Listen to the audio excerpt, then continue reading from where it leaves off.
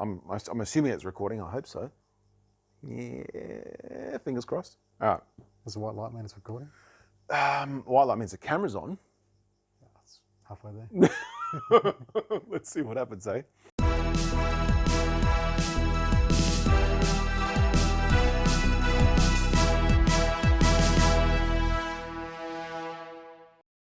Hello everyone, and welcome to yet another episode of The Car Cranks.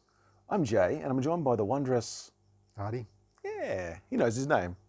That's right. Congratulations. Sometimes, You went to school, didn't you? Yes. You did. Oh Yeah, my yeah. God, so did I, but not for very much.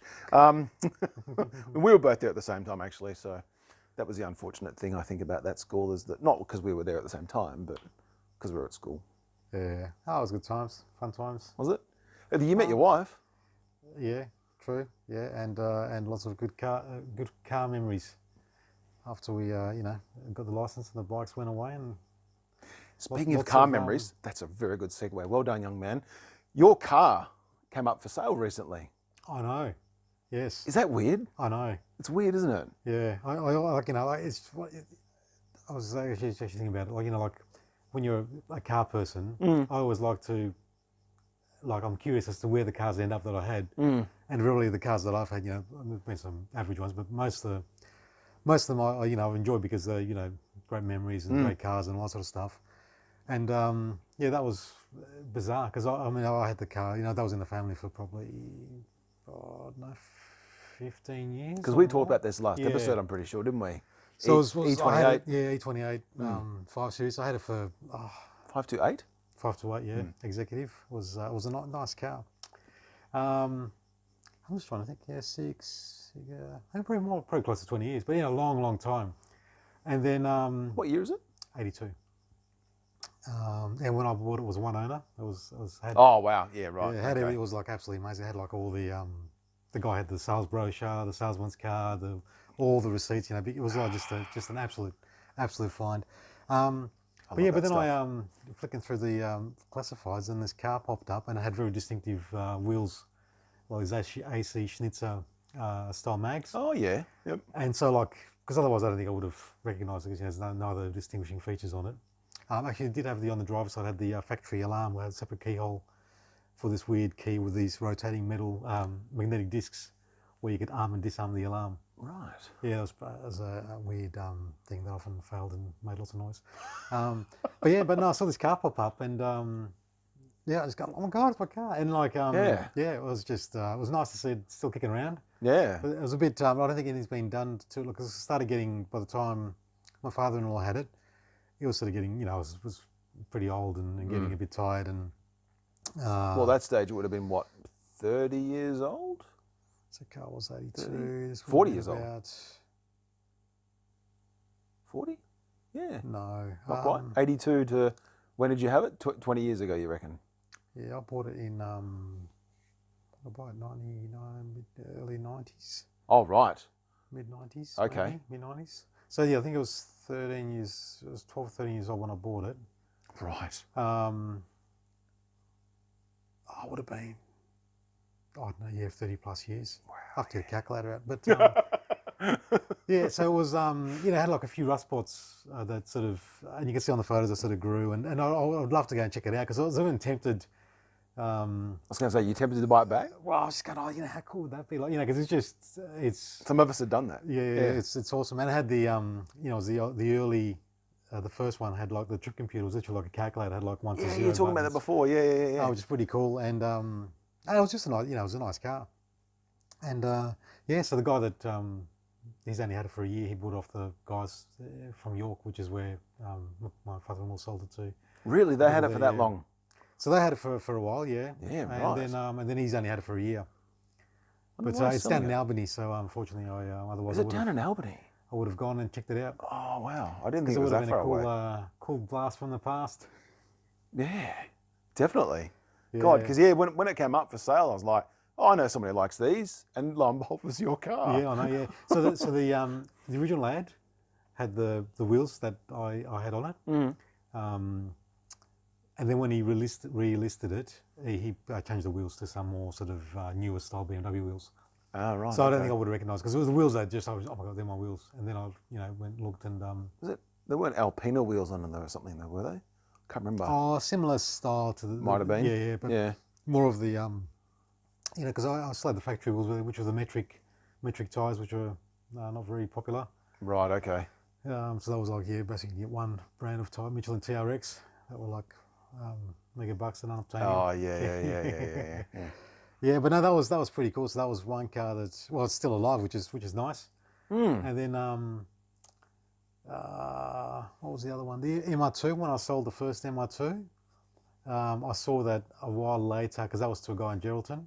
Oh right. Yeah, and nice. I saw it in the Pier Street car park, in the Old Surrey car park, and I was driving around getting this. Oh, guys, my car! So I pulled up, had a look, and yeah, and then I never saw it again. And I'm trying to remember which other cars I've. Yeah, probably the most memorable ones. Yeah. That I've had. Yeah, and the other MR2 went to over east. So The red one. the black one. Black one. Yeah, the first one was the red one. The second one was the black one. Right. Yeah. That's right. But no, it's always good to. I just think it's. It's nice when you've had a good car that's giving you great service and great enjoyment. It's always nice when someone else is enjoying it still after all these years. 100%. It's nice to see them on the road. I suppose it gives you that feeling of nostalgia, doesn't it? Like, oh, so many good memories and stuff. Yeah. Well, my car seeing after the fact of selling his stories aren't quite so happy. My first one was Scorpion. So when I sold that, actually I traded it on the first of my Starions. Idiot. Anyway, we won't go into that. I'm pretty sure I've covered that before, but yeah, Starion. Good on paper. Anyway, so when I traded the Scorpion in, I think I saw it was about a week or 2 weeks later, and it was driving up right in my street. Yeah. Because I live just off Flinders Street in Nollamara. For your local people, it's just a minor single carriageway street through a couple of different suburbs. Notable, and it's quite long. So, I think I was out. I was about to get in my car or something like that, my Starion, and I saw my old Scorpion turn up, and it was smoking and the exhaust was part hanging off, it didn't sound great. And I thought, oh God, I never should have sold that car. But you do what you do because you want something newer or more modern or something cooler, or that's right, cooler or whatever. And that was a veritable can of worms. That was a massive headache, really. Yeah, it's interesting buying and selling cars. What my dad's saying is you always very happy twice with a car. Once when you buy it, and once when you sell it. Some cars, 100%. But a lot of cars that I've sold that I've really liked, I was sad to see them go. Like, it's because it became like it is an emotional experience, if you know what I mean. Well, yeah, it's kind of silly. I think non-car people don't get it. You do have an emotional attachment, and it's very one way because it's a machine. It's going to do what it does regardless of whether you love it or not. But it's an emotional attachment. If you get invested in it, you skin your knuckles and you get grease into open wounds, and you end up black and from grease and oil and stuff like that. Yeah. And at the end of the day, you have a car that runs because you fixed it. Yeah. That's you amazing. Touches on it, and exactly, yeah. Like you changed the wheels, and you fixed a few things that needed doing, or you got brakes on it or something like that. But yeah, like I've only ever seen 3 of the other cars that I've previously owned. Actually, no, one of them I didn't see it. One of them I saw a parting out wrecking ad for it because some idiot had crashed a front-wheel drive car into a pole. So there's a distinct lack of driver talent right there, because front-wheel drive cars are probably the easiest cars in the world to drive. What in the hell he was doing, I have no idea. But I saw the registration on this car in the photos, and I'm like, oh my God. Yeah. And that was, admittedly, some would call it probably not such a cool car, but to me, I loved it. It was a Proton Satria GTI. Remember those things? They're pretty cool. Yeah. Hatch. Yeah. So it was like the mid-90s Mirage shape. So that sort of CC, roundish sort of shape.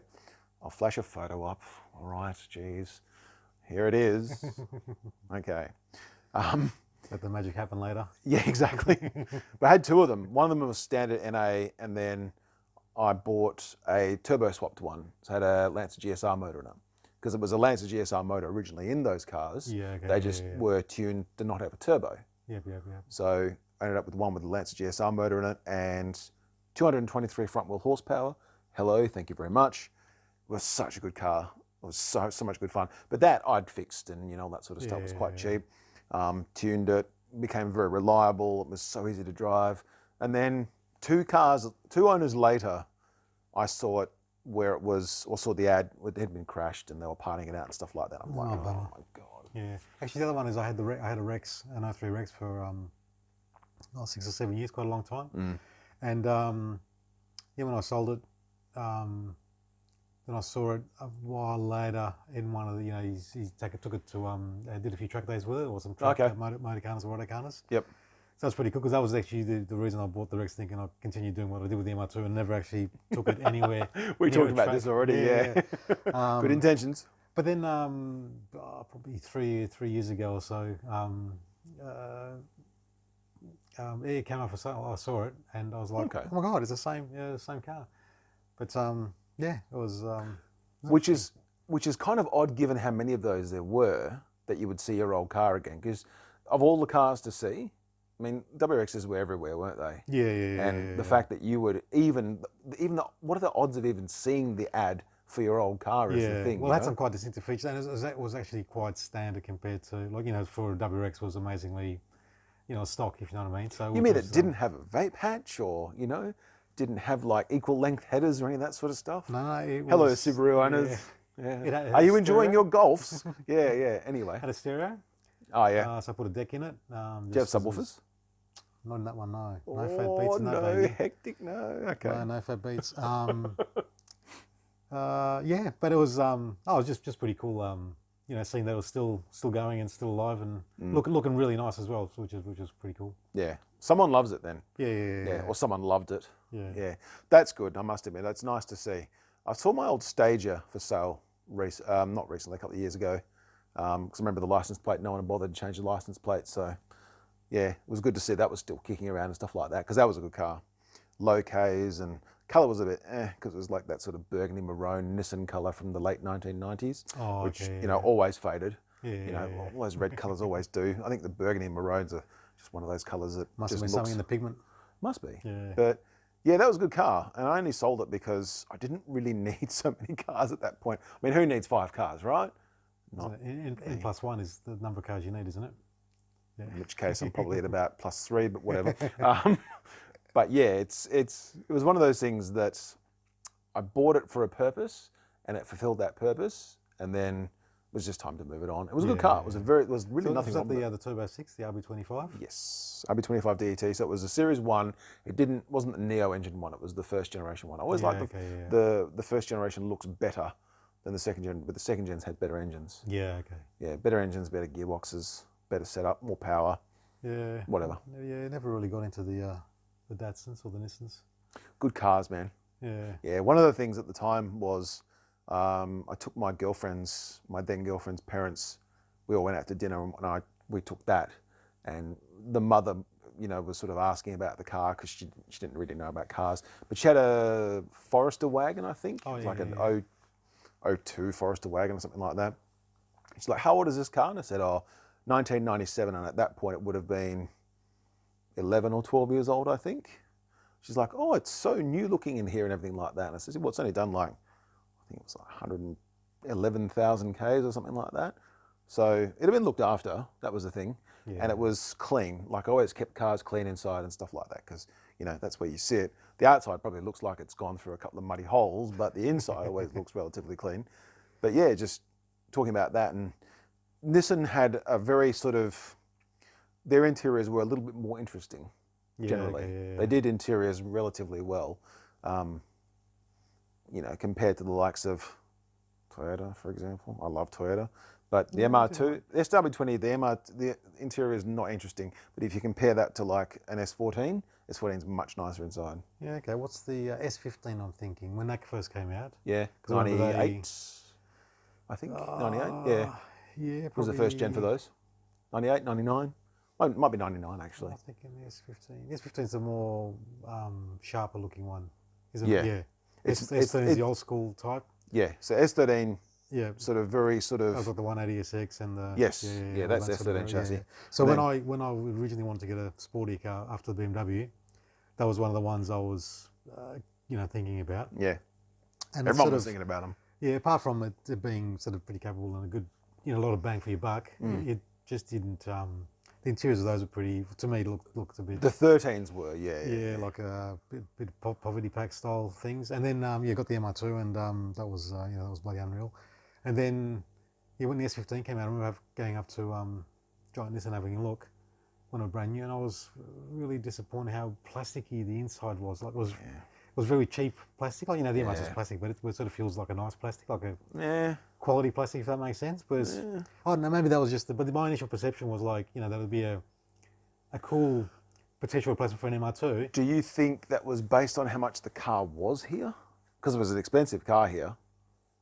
Don't Because know. you look at it now and you look and it's decent, but back then it was like a 50 grand car in the 90s. Yeah. It's a lot of money for a car back then, and it was a Nissan. So and they looked. But I suppose the thing is, well, they looked quite good on the outside. Yeah, the styling I don't mind. The styling was quite then you nice. sit in the inside, maybe it was a disappointment. Yeah, I don't from know, that but that was, perspective. I remember one of the first impressions. Maybe it's just too fussy. Yeah, probably too fussy. Yeah. No, look, I get it, 100%. But yeah, I never had a problem with the way that the Nissans, typically the 90s, the interiors were. Some of them are a bit more bland than others, definitely. But the S14, S14 and the S15 looked good on the inside. S13 is very plain. Yeah. Okay, Very plain. Very typical late 80s, early 90s. Well, they didn't Well, it's change even it. like the R32 Skylines. They were like Same. almost like a VN Commodore inside. It is. Yeah. Yeah. But this is the thing, you got to remember, these are 80s cars. Yeah, Like the true, first year of yeah. production is 89. So it's an 80s car, and they dreamed it up long before 89. Yeah.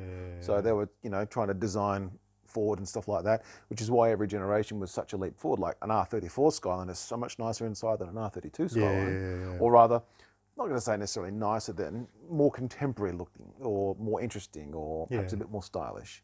Because it is plain. And the other thing as well, of course, is that Nissan were taking such a huge gamble with those cars that you could see that they didn't have a huge amount of money. It was a parts bin car. Yeah. It's typical of the 90s. They're all sort of parts bin cars. Yeah. I mean, even the MR2 was a bit of a parts bin car, Corolla Dash and all that sort of stuff. And What? Yeah. What? I mean, Toyota's had very similar looking gauges and all that sort of stuff. But what I like about the MR2, how the dash sort of melded into the centre console, and then the high sort of centre tunnel. You sort of felt like you were, what I mean? Like it had that, a bit like the JZ80 Supras. Oh yeah. Where they had that sort of similar sort of, look a bit more like a cockpit yeah. than a. Their interiors are nice. They're always Yeah. cool. Very cool. Possibly one of the best interiors, I reckon, just simply because of how cool it looks. Not because it's particularly like stylish or well made or anything like that, but you sit in it and it's very purposeful. And it's all sort of canted towards the driver. It's like the BMWs. They've always had the, even from the 70s, it was like the E21. Yeah. They've got those was- sort of clusters that sort of anchor more sort of towards the driver or whatever. They sort of face the whole center inwards. console sort of angled, and even the clarity of the gauges in the old Beamers was just superb before they went all full of graphics and additional bits and bobs. Yeah. Too many screens and tablets and stuff like that. Give me good old-fashioned analog gauges, I reckon. But yeah, now that was, what were we talking about? Oh yeah, that's right, seeing old cars. The only car that I see sort of semi-regularly is probably my nicest Starion that I've owned, which was the GSR V. Was that the wide body one? No, it was a white one. Yeah, It's okay. a narrow body white one. You don't which see, is in hardly ever photos see Starions around these days. now. Nah, although there's a couple of them coming back. Like there's someone who's working on a wide body Starion here in Western Australia. He's obviously taking a leaf out of my book, but he's about 10 years too late. So he will probably have the only wide body in WA again, seeing as mine went back to New South Wales. But you don't see him. There's a couple of people. Actually, there's one guy as part of Tekwa, does a Red Mist. He's got a Starion. Okay. Yeah, okay. And he drives it on the Autocana courses and stuff like that. So I don't know how well he does. It's no Toyota, so probably not that well, really. No, he's probably all right. I mean, Starions were a capable car. It's just, there was that awkward time where everything was sort of manufactured to do a job, but it wasn't like there were no compatible parts. Yeah, it was a cohesive design. And it was all bespoke. Like, you know, Yeah. if you wanted a map sensor, it was a Starion map sensor, or you go without, basically. Oh, okay. Or, yeah. you know, like the airflow meters, you could get like a Cordia one or a Galant one from sort of similar era, but they weren't exactly the same. And even, yeah, it's just stuff like that, you know, it made it difficult. Even the injection systems, like they looked outwardly similar, but they weren't the same. Different injectors in them, so you had to plug and play and replace and all this sort of stuff and mess around with them. It was just so much of a pain. And I guess as cars get older, it's hard to find parts, and it sort of becomes. That's why I hoarded so many parts bit of of these damn unobtainium. things. Yeah, it is. At least with MR2s. Although looking for parts for that, there are quite a few parts that have been discontinued now for that car, unfortunately. Yeah, I know. So It's that getting, quarter vent. Oh, that's right. Yeah. Oh, anyway, I That's got fair. my MR2 back. Yeah, and I saw it. It looks pretty schmick. Well done. Back to. It's only back to taken a enjoying long time, but yes. Anyway, there'll probably be a more detailed report to follow. But you know, for now, it's back. All right. What else? I didn't really see any other cars that I used to own around the place, which is surprising given how many cars I've owned. Yeah, well, I haven't owned that many, but I do see my old VF Commodore wagon regularly because one of my friends bought it, so he drives it here. So I see that. Yeah, that's it, pretty much. Yeah. So what do we have to talk about? Let's see, shall we? Most surprising car, good and bad. Let's start with good. Go on. Surprising car. Well, there's a few. Like there's a lot of cars that are surprising for different ways. What surprised you? So you drove it and you went, oh. One of the most recent ones that I drove that surprised me. Well, I guess surprise is, you know, like if you're expecting it. Like I drove my cousin's E92 M3. Oh, yeah, okay. Which is just a, you know, beautiful machine. Like it's just V8 though, right? V8, yeah, naturally aspirated. How are your valve stem seals, mate? Jeez. Oh, they're good. It's just the conrod bearings you got to worry about. But no, it was just, you know, like in terms of, you can understand the, you know, like, you know, people talk about like you shouldn't cheap out on a car. If you've got like a sort of thoroughbred car with that, don't go cheap on replacing. But and you can actually see because the whole car is so, you know, works together so well that if you did, you know, do multiple things where you sort of cheap out, you'd actually, you know, quickly detract from its thing. So that was, I mean, I don't know if I was surprised because I was expecting a lot from it because it's, you know, it's fairly legendary. Big car. Yeah, it doesn't feel that big. It feels quite sort of, it is large, but it doesn't feel it, if you know what I mean. Yeah, yeah. That was, so I guess not surprising because I was sort of expecting what everyone was raved about, and that was well and truly delivered. Good. But one of the recent ones I drove was a Model S with a twin-engined big battery pack. So it wasn't the Tesla, okay. Tesla. It wasn't the you know, the Play, but it did like 0 to 103 seconds or whatever it does, you know. Which so the surprising thing was just the sheer ferocity and grunt and instantaneous of the, you know, just the mega grunt car was just like out of this world compared to anything I've ever driven. Yeah. In a massive luxury sedan, if you know what I mean. So that was just mind-bogglingly quick. I haven't driven anything pure electric yet, but everything that I read and everything that I see and everyone I talk to is, you know, like such a big car and yet it gets up and boogies so quickly. Oh yeah, it's nuts. It's insane. So yeah, there's no issues about it. And it's also the not its outright speed, but it's like real world speed where if you got a gap and you just, you know, you basically got to squeeze, and you know, I mean, it's absolutely instantaneous. Even a good NA car is still laggy compared to electric, if you know what I mean. Yeah. But it doesn't have the nice emotional connection you get with cars like noise and stuff, you know, which just gives the car its soul and character in a way. I think really, and we've talked about electric cars before, so we won't bang on about it too much, but the big thing for me, I think, with electric cars is, number one, the range thing and the amount of time necessary to charge it, because like even the charging thing, it takes an age, and do we really have the power grid to sustain it? Like let's say next year everyone there were 50% more electric cars on the road. Like 50% of everyone had an electric car. Could our power grid sustain it? I don't know. Yeah, I that's don't what I know was, that it could. I was chatting to one of the guys at work, like, was it last summer or the summer before, where they were saying, don't use your air conditioning or, refrain from using it when you come home because the power grid is... Because everyone's using it. Everyone's using it. And the same thing, like, unless you can charge at work, you're going to come home, you plug your car in, which is a big, current draw. Yeah. So, yeah, it'd be interesting to see how the grid keeps up with the demand, because you see more and more electric cars. Like, you plug up the lights, and you've released a Tesla or something else that's Well, electric. yeah, where you and I live, there's, they're frequently floating around. And, yeah, like, but even talking to an owner with a brand new, he's got one of those brand new MG electric cars. Oh, yeah. It's a 14-hour recharge time. But I think you can get, like, a faster charger. But you've got to have it installed in your house. Yeah. And but you're for still most getting people, power from the grid, though, as well. Yeah, unless you got like solar or battery or whatever. I mean, ideally you'd have a battery pack, so you solar charge your battery, then you get free power. Well, yeah, there's that. Yeah. Yeah, but otherwise, yeah. But you go to the shops and plug it in there and charge it there. Yeah. But that's the thing, though. It's still the power's got to come from somewhere. Yeah, and that's a coal a problem. Generator. Yeah, From a power coal plant, yeah. Exactly right. Yeah, like I was reading an article in America. They opened up some huge Tesla recharging thing, and it's like a dyno and all that sort of stuff. Oh yeah. But it's out in the middle of nowhere, so they've got diesel generators as backup for the thing when everyone, like it's solar powered for a certain amount of spots concurrently. But if it gets busy, they fire up the old diesel generator and yeah. But I think that, like they're the range I think is really probably not an issue for the majority of drives. For the majority of people, things. yeah.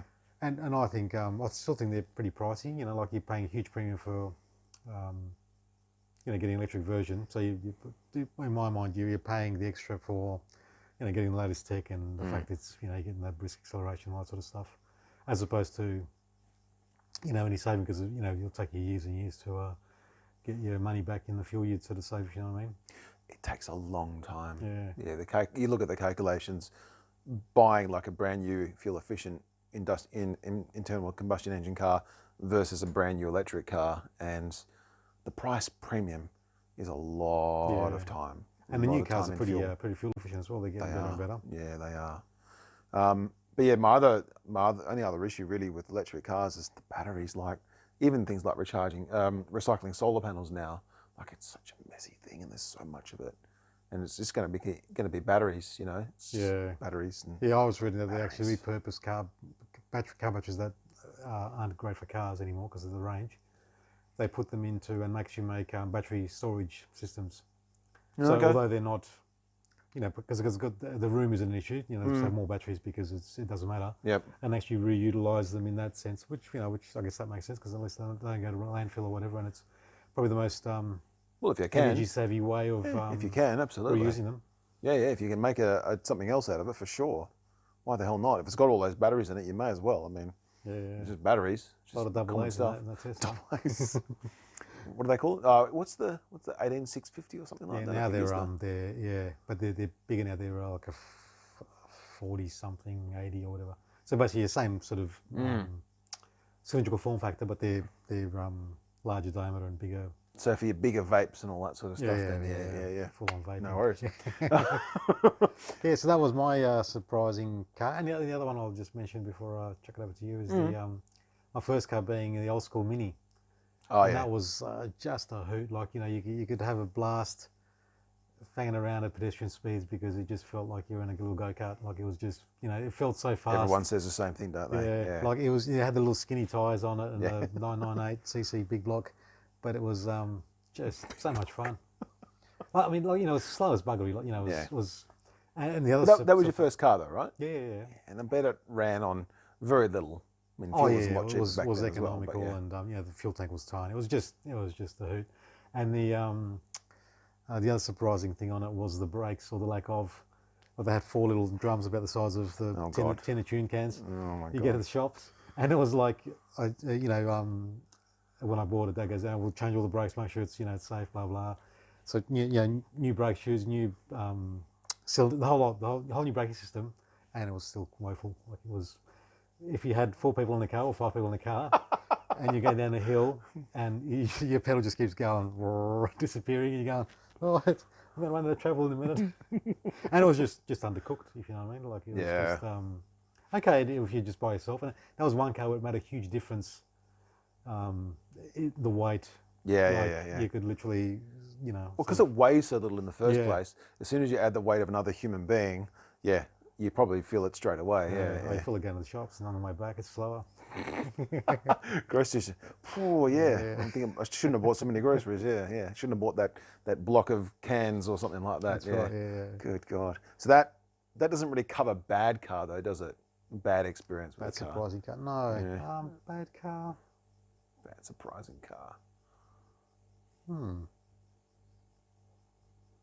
I'll keep thinking. All right, you have go a on think your about it. surprises while I conjure up another one of mine. I suppose the car that surprised me in recent years the most, because you expect one thing and you're getting another, is I couldn't believe how soft an Aston Martin DB9 was.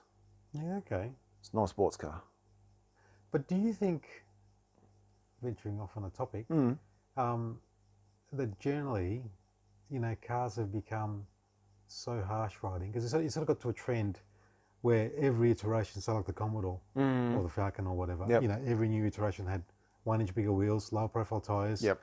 And it was like, you read the reviews and they're all going, "Oh, this one's sharper handling and all this sort of stuff." And like you look now where you can drive a car, like say the E28, right? Yep. It had lots of body roll, still fun on the track. Yep. But it was comfortable. It was comfortable. And capable. Whereas now the cars that tend to, like they've gone so, like, and you wonder whether it's driven by all these reviewers going, praising the cars that are sharper handling. Yeah. Whereas forgetting that for the majority of the time, you're not going on a racetrack, you're actually going over speed bumps and potholes and all that sort of stuff. What's it like on the road? Yeah. On crap roads. You know what I mean? Like where maybe that DB9 is actually a great overall balance. Yeah. You know what I mean? Compared to the harshness you sort of expect on newer style cars. I guess because I drove 2 different DB9s and under completely different environments as well. DB9, that's the V8 one? V12. V12. Yeah, I So one. Yeah, okay. that's, we're talking 2003, I think that came out, its first iteration. 6-litre V12, sounds glorious. Front engine, rear-wheel drive, and this one, actually both of them were automatics, so it didn't have any of the flappy paddle nonsense, which the Vanquish had, which was terrible apparently. I never drove one, but it would, if you could get a gear, it would be forever not selecting the right gear or something like that, I don't know.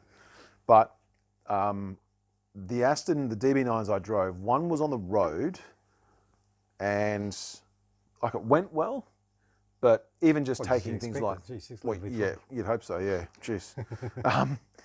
But taking things like corners, I remember taking a corner off an off-ramp on the freeway and it was just not even particularly fast. It was just, we had the green light, so I just, made sure my foot was still in it to go around the corner and get through the lights. And it was just very soft.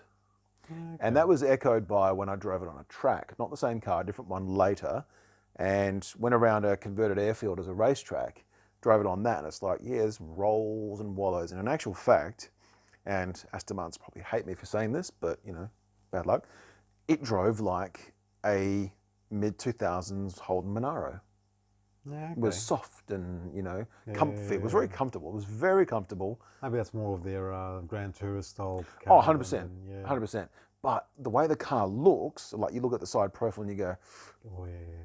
Nice. Aston Martin's a beautiful, beautiful shape. They have possibly one of the best shapes ever made. DB9 in particular, because it had that very long sort of swoopy shape that suggests a lot of speed, but whilst, yes, in a straight line speed, not around a corner or a track speed. Yeah, okay. Yeah. That you have to have the DBS basically, which is the DB9S basically, which is a sporty one, which is only 2 seats. And I think James Bond drove one, Casino Royale, I think that was the first of the DBSs. You drove all of them. Yeah.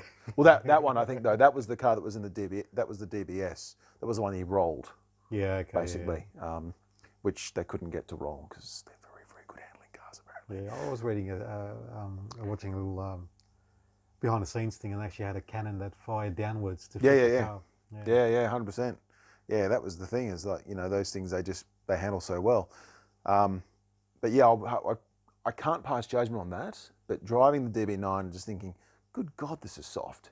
It was just like a luxury car. Okay, Be nice to do a long drive in, but you start pushing it and it just sort of doesn't fall apart. It's just sort of a bit too ponderous. And very heavy. Very heavy through corners and stuff like that. And they're not a light car, despite the fact that a lot of it's aluminium. It's still an Aston, so it's still full of sound deadening and rocks and whatever it is that's in there to make them feel planted and solid and stuff. But yeah, just very, very, very heavy. Yeah, okay. Very ponderous. It's not to say it was a bad car. It was just surprising that you look at it and Wasn't what you were expecting. It wasn't what I was expecting. Yeah. No, that's fair enough. Wasn't what I was expecting at all. Probably the only other one that was very good is I was amazed at how good the standard GT86 was on the road. Yeah, okay. Because, like when that car first came out, there were lots of people who were deriding it, saying, oh, it's not powerful enough, blah, blah, blah, blah, where's the turbo, blah, blah, blah. And all the motoring journalists got hold of it and goes, oh my God, this thing's amazing on the track, drift machine or whatever. And I thought, this is going to be crap on the road. But it wasn't. It was actually really good. Yeah. And I think a lot of it was back to what you were saying about tyre choice, in that Toyota/Subaru didn't go too low a profile tyre on them. But you get it with a 16-inch wheel and tyre package for the basic GT version, I think, for the GT86. The GTS had 17s, but they were sort of eco tyres, which meant that they were probably a little bit nicer to drive on the road or something like that. You change all that sort of stuff or whatever. But actually, back to what you're saying again, I 100% agree with you in these cars, because that Commodore one, I've talked about this before, I'm going to talk about it again and again and again and again, sorry. But yeah, when I bought my VF, it had 40 series wheels and tyres. They were 19s, so 245, 40, 19. But I've bought the luxury one.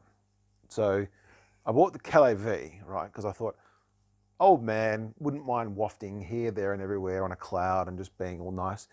It ended up being so fidgety and crashy over small bumps and stuff that I was very irritated by it. In that they'd gone to all this trouble to engineer a nice sort of soft pliant suspension that it handled okay still. It wasn't like on rails, but it certainly wasn't wallowing around like a steamboat. But then they put these low profile tyres on it that, you feel the bumps in the road and it's doing this and everything like that. And I just thought, oh my God. I ended up putting 245, 45 19s on there. Number one, it corrected the speedo because it was 4Ks out or 4% out, like most of the straight-in cars tend to be, straight-in delivered cars. And two, it was a better ride. Yeah, okay. And three, the tyres were cheaper. Yeah. And it looked better, had more tyre on the wheel. And it just filled the guards better, and it was just better all round, basically. But that was one of the worst things, is that you get this nice luxury car. I say luxury, it was fairly luxurious. It was luxury for me, all right? It was the most expensive car I bought. Pretty well appointed. Yeah. Oh, look, there was nothing wrong with it. It was a great car, but just with the low profile tyres, it was terrible. Terrible. So when they wore out, I was like, gone. Fatter rubber, please. Thank you very much. Getting 17s and a bigger profile? I actually contemplated going down to 18s and getting a bigger profile. But then I thought, well, I've got these, then what do I do with these wheels? Yeah, true, That's like another thing to store. The Commodores came with were actually quite nice. Yeah, they're decent wheels. That, or, you get the SV6 wheels were 18s. Yeah, okay. And they'll fit, and they look decent and stuff like that. And a set of those can be had for relatively cheap with tyres and whatever. I just thought, well, I'll just buy a set of those. And it's like, well, then what do you do with these? It's like, I'll just buy some tyres. But yeah, it was just one of those things that just fatter rubber rides better. Don't put skinny tyres on your luxury car. It's terrible. Don't do it. It's not a good idea. All right, so we've talked about crap cars. No, sorry, surprising cars. All right, give me, for whatever reason, whether it be because it was fast, it handled well, it was truly terrifying, the most exciting car you've ever driven. Exciting. I reckon I'll go back to the Model S Tesla with the big twin engine and the big grunt. Yeah? It was like when you stomp it, it literally takes your breath away. Like it's the sheer ferocity of it is, you just go. I've got to try one. It is. I've got to try one. You know, you go in a quick car, you go, well, that's quick. It's sort of. I think the electric cars have, like in my mind, taken the performance equation out of what makes a good car. Like, you know, traditionally the exotics, you know, one of the good things about the exotics was that it was so much faster than other cars. Whereas now you can get a, you know, pedestrian Tesla that blasts past anything, if you know what I mean, basically. Yeah. Especially when you consider the you know, the price of them is, you know, it's not like money, 3 times the price of something, is it? It's like, yeah, but for the money, it's, you know, it's a performance bargain. If you know what I mean. Like if you wanted that performance, there's no way you'd, you know, if you bought a new car and then worked it or tweaked it or whatever, turboed it. Well, considering, what is it, most of them are faster than a lot of contemporary supercars and hypercars and stuff like that. Yeah, or quicker anyway, not necessarily fastest top speed or whatever, but yeah. But I think it's taken away that mystique of the, you know, like the speed thing is no longer. It's more attainable now. Yeah, and like you go, well, you know, like if you look at a car and you go, well, before it was, you know, or one of the reasons you would have liked it is because it was fast. Now sit down, well, there's no point because I can get blown away by a Tesla easily, if you know what I mean. So it's more, it sort of balances it out, where it's like, now well, in my mind, I don't think about the outright performance, but it's more about the enjoyment you get, you know, from driving it. It's quiet, isn't it? Yeah, it is, yeah. It's pretty quiet, yeah. It does, it sounds like you get like a gentle whine. Oh, yeah. Yeah, it's like literally like it's quite bizarre. And that's the other thing that compounds it, is that you get this massive shove in the back. It reminded me of being on like a roller coaster ride where you get shot out, if you know, like from a standing start. It was exactly like, because you get no noise and you just get a massive push. So it's just like your brain's sort of going, what's going on? Because it doesn't compute. Yeah. Well, that was always the thing, isn't it? Like being old school and cars and stuff like that, there's always that noise association with great speed. That noise increases as you go faster or whatever. You know, there's like a mechanical sort of friction that you can feel and all that sort of stuff. And it seems electric cars have sort of just taken that and thrown that in the bin. Yeah, it's like, but I miss the, you know, like the lack of noise. Like that to me is what gives the car the character. Like, you know, you can be in the car park and an MR2 starts up, and you're probably the same as me. You go, that's an MR2. Yeah. You know, it's distinct. You can just know it, and it's what gives the car its sort of soul, and it's, you know, it's much more emotional than a, you know, like a very, very fast appliance, if you know what I mean. Yep, I know exactly what you mean, man. Yeah, I'm going to try one actually. I haven't tried anything electric. I should do it. But it's just interestingly, there's now like the Kia EV GT or E6 or whatever, and there's a few now that have basically got the same, you know, similar 0 to 100 3 second, sort of circa 3 second, like God, that's preposterous, isn't it? Yeah, which is why in I think the new Model 3 they've announced they've dropped the performance. You can't order it. So I reckon what they'll do is they'll actually do some platey goodness with it, and actually, because, you know, before that was like, you know, Tesla is the super fast car, whereas now basically you can get a Kia, you can get a Hyundai, you can get lots of them do that speed. Yep. So I reckon well, that's my guess. My prediction, sorry, is that they'll have some, you know, super duper speed version of the performance to give them something more to differentiate against the run of the mill stuff. Well, they've got to keep up with is it Lucid, I think, to make the Air and all that sort of stuff, because that's the Lucid. I can't remember which one it is. Anyway, shout out to Jason Camisa, hello, because he did a video on it with the Tesla Model S Plaid versus the Lucid Air, I think it was, or whatever, which is now the fastest or the quickest accelerating production car. So it's like 1.9 seconds to 100 k's an hour and a quarter mile in 9 seconds or something like that. Yeah, it's a ridiculous car. I mean, it's expensive. It's electric. obviously the price metric will have to come down somewhat in order for it to be affordable. But just seeing this thing absolutely walk everything else, including a Bugatti Chiron, Yeah. you know, like That's what I mean. Like the performance thing, unbelievable. The performance sort of criteria or whatever you want to call it, it's sort of become irrelevant, if you know what I mean. Yeah. Well, in my mind, it has. Yeah. Well, that's the thing. Like, you know, you go out and buy any Tesla, it's going to be faster than any internal production, in any internal combustion engine car that you can buy for the same price. Oh, absolutely. Yeah.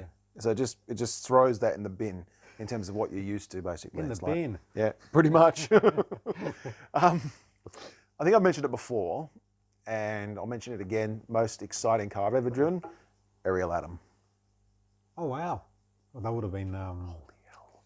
That That would have been pretty is- cool. What did you drive? That must be in the UK somewhere. That was on the same track that I drove the DB9. Yeah. Okay. Yeah, on the track. So they had it was at Prestwold Park, I think was the place it was called. You could basically pay to drive whatever they had sitting there, basically. And wow. on that day, I picked the DB9 mainly because I wanted the AM, sorry, the V12 Vantage. Yeah. So the DB9 engine in the V8 shape, but it wasn't available for whatever reason, probably broken.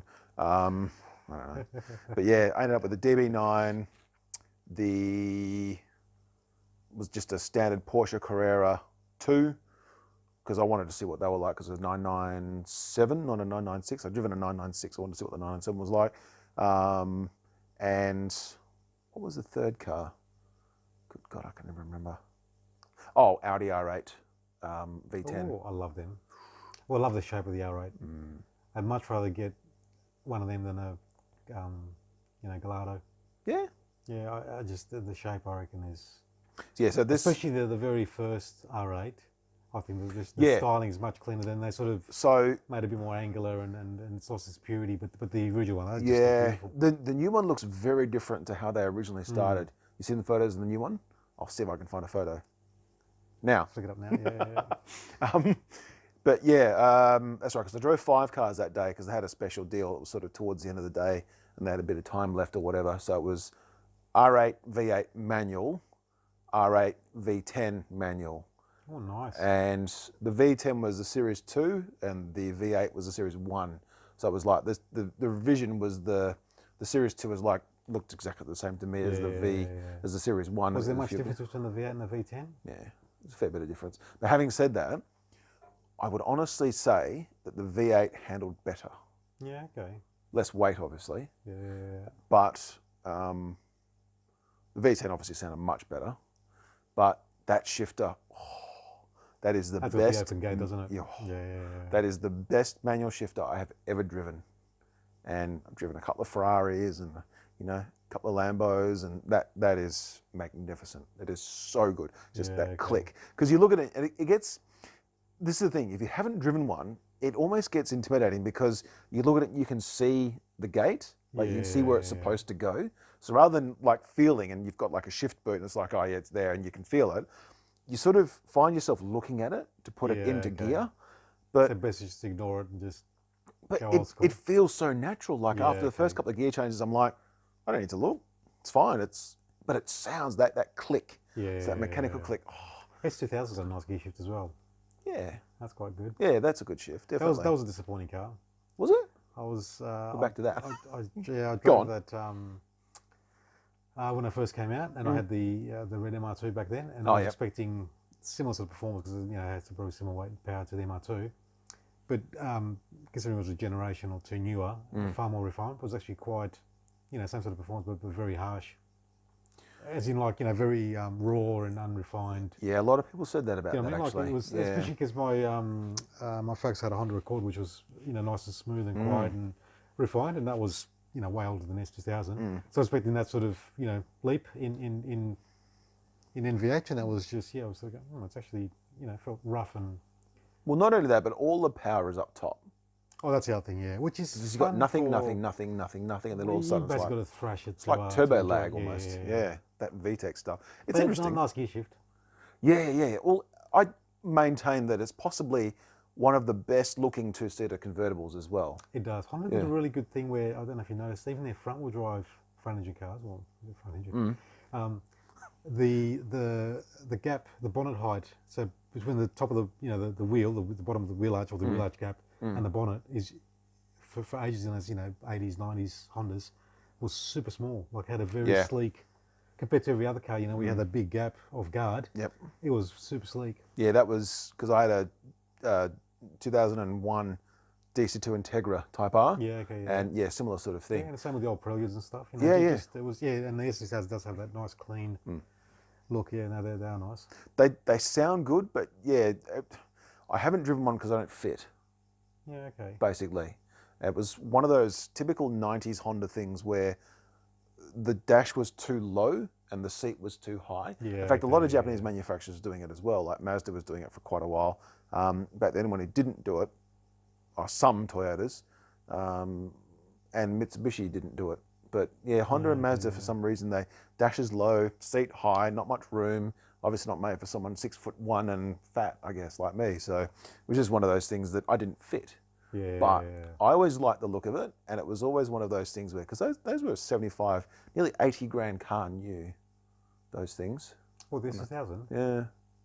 Yeah, okay, I thought it was more like 60-ish. No, it was an expensive car. Even when they first came out. Yep, 73 grand. Because I remember being at the auto show on release and looking at RRPs, and they were like 76,000 or something like that. Yeah, and they had like, that's quite a bit. there was a while, for a while there was 73.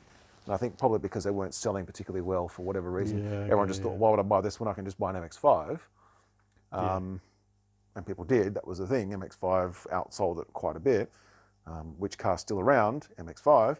So, but yeah, that was the big thing, is that if you were graduating up with your big boy pants, you went for an S2000 because it was faster. And they were fast on the track. But you've sort of got to wring its neck. And it's that VTEC thing. Yeah. All the power is up at the top of the rev range, which is where you don't live. Like, Most of the there's time, no mid-range. I guess it depends if you're, I don't know, as I've matured, you have, like when I first started driving, thrashing the car was, just a thing. But you sort of, like, it becomes a car that doesn't perform unless you're thrashing it, to me. In most, use, it becomes a chore as opposed to an enjoyment. You know what I mean? Where you're sort of in traffic and you go, there's a gap, I've got no boost, I've got no thingy. So Yeah. that's one of the things I really like about the MR2. That was, quite pokey. Even at low revs, it's still got, good spread of torque. That mid-range. Yeah. Oh, that mid-range. Every time, and this is the thing, I've had the car back for 2 weeks nearly, and driven it a little bit. I haven't been telling everybody that I've got it. So anybody who's seen it's like, oh yeah, I've got this back. Mainly because I wasn't going to announce it to the big wide world like I have right now. But Exclusive. exactly. Well, yeah, exactly. Exclusive news. But just driving it in traffic and just that that mid-range, because that's where you live. Yeah, the that's mid-range right. is where you live in a car. It's not at the bottom. It's not at the top. It's in the mid, because you're not redlining every gear in traffic. I mean, in that car, geez, redline. What's the rev limit on that? 7.2, I think it is, or something. 7.2, yeah. And Well, you've got to make sure your rev limiter is working regularly, though. Otherwise, well, 7.2 in that car is like 110, I think, in second. So it's Yeah. that's illegal speeds. I really enjoyed on the Gen 3 engine how it had the more aggressive cams. Very, yeah. Where even on a light, like a light throttle, when you revved it out at around 4,000, it changed note. Like it became like a really purposeful sound. It went from a 4,000. wah to a bah. Yeah, that was pretty cool. Barky. Yeah. Very much so. Oh, yeah, I know. Yeah. What were we talking about? Your Atom. Tell me about your Atom. I'm curious. Oh, right, yes. So, So you drove a very tiny molecule. oh my God, it was a ridiculous car. Yeah, it was tiny, that's for sure. They had to really peel me into that thing. Joke, Adam. No, I got it. Molecule, yes, very nice. No, it was, the power was atomic. No, sorry, that was very terrible also. No, it was amazing. It was one of the 4-cylinder supercharged Honda engine ones. So, because that was the first generation of it. It was an Integra engine or Civic engine? Can't remember. Yeah, okay. I didn't realize it was supercharged. Yeah, they okay, supercharged yeah, them. yeah. So my guess is that it was to make up for exactly what we were talking about with the VTEC, where there's nothing down low. Yeah, okay, yeah. They Because brought this up thing had made it a bit more, everything down low. It's made like, it more my God, linear power delivery. ridiculous car. And, you know, it weighs nothing. Yeah. And then you've got supercharged 4-cylinder at the back of the car, and you feel and hear everything because You feel there's no like you're body driving. work. You know, the windscreen is this. So I had a helmet, obviously, because, you know, you'd be mad to drive that car without a helmet, let's face it. But surprisingly, it wasn't difficult to drive. Yeah, okay, yeah. Because you'd expect something that looks like scaffolding and has an engine at the back to be all like, oh, scary, but it was not scary. Just well sorted. I'm not going to say it felt soft, but it hit the bumps nice. It was very pliant. It didn't do anything weird. Predictable, I guess. Very predictable. Yeah, no snap oversteer. No. No, it was fantastic. I would never buy one, and I'd never own one unless I was worth $1 gazillion. Hit like and subscribe. Anyway, no, it's a toy. Yeah, okay, yeah. You know, so it's the sort of thing you've got in the garage or wherever, where you take it out for a blast, and yeah, you can road register them. Yeah, it'd be fun on a Sunday or something like that, Sunday morning blast or something like that. But it's not really a quite car. limited in its use. I guess it'd be similar to the like one of the other cars that I've always been intrigued is, you know, the old Lotus 7 style, like, you know, Westfields or one of those sort of Caterhams and stuff like that, yeah. I always you know, they always got that, you know, going back to like lightweight, you know, fun sort of thing, especially when you can get kits where you can make it yourself. Yes, exactly right. Well, one of my friend's dads has one of those, an orange one that he made himself, and then he's got another car that he built, a Sonic 7 or something like that, I think it is, which is this weird looking thing. Yeah. I'll have to see if I can find a photo and flash it up. But yeah, it's like more of a sort of futuristic thing. It's got like one of those Ford Duratec engines in it, the 2.2 with the turbo or something, I think it is in it. From a Focus or something. Even the natural aspirated ones are pretty, because, you know, car weighs nothing sort of thing, so it's they're mad cars, absolutely mad. Yeah. But even his orange one has a Toyota 4AG red top. Yeah, okay. Not supercharged, but it's the 20 valve engine, and mad, absolutely mad car, that one. And sounds pretty cool too, actually, I must admit. It sounds very cool. Bright orange, but yeah, not really a car, more of a toy, because it doesn't come out very often. Yeah. You know, like, you're not going to commute to work in it and stuff like that. Although he does know someone who has a roof and like windows for his car, and he drives it most days. That's I commitment. think I've seen one of those with a roof and. Yeah, it's sort of like a box section. Yeah. Kind of looks weird. It's like, why don't you just buy a car? You know, like, just buy a car. But yeah, it was just one of those things where I look at the Ariel Adam's exactly the same. It's like, it's a toy. And as much as I love cars, there's a limit to what I'll spend money on for just a toy. And this is the thing, right? So you drive it, you park it. Oh, what's this like to drive in? And all you'll get from a non-car person will be complaining. Like, it's too loud, it's too noisy, it's, you know, my hair's blowing everywhere. It's like, whatever, you know, like. That's where you reply, you're too old. Yeah, exactly. What you got this thing for? You know, it's like, no, I'm not interested. I mean, even the MR2 is getting dangerously close to that because of how loud it is, how low it is. Yeah, I found it great for, you know, for a hoot. It was, but the one I had a very loud exhaust. Yeah. Just too loud, admittedly. Like, you know, I could have put a little plug in it which sort of muffled it. But then actually, it sounded, you know, for a tiny engine, for 2 litre, it had a very deep note. You know, just pretty. I don't know whether it was the fact that the exhaust was only 1 metre long or whatever, but it sounded very deep. Yep. And it was loud, and also the suspension on the one I had was very, you know, quite harsh. Yeah. So it's like you feel every bump, like, you know, like if you drove it with the window down, you sort of come out and your head's like going, it feels like you've gone, you know, you've been to a concert sort of thing. Yeah. And you're going, yeah, it's not as. 100%. It takes the. I think if would have kept it, would have made the suspension a little bit more compliant. Yeah. And just put a more, you know, just more of an exhaust on it than basically a nothing exhaust. I think that's sort of the thing.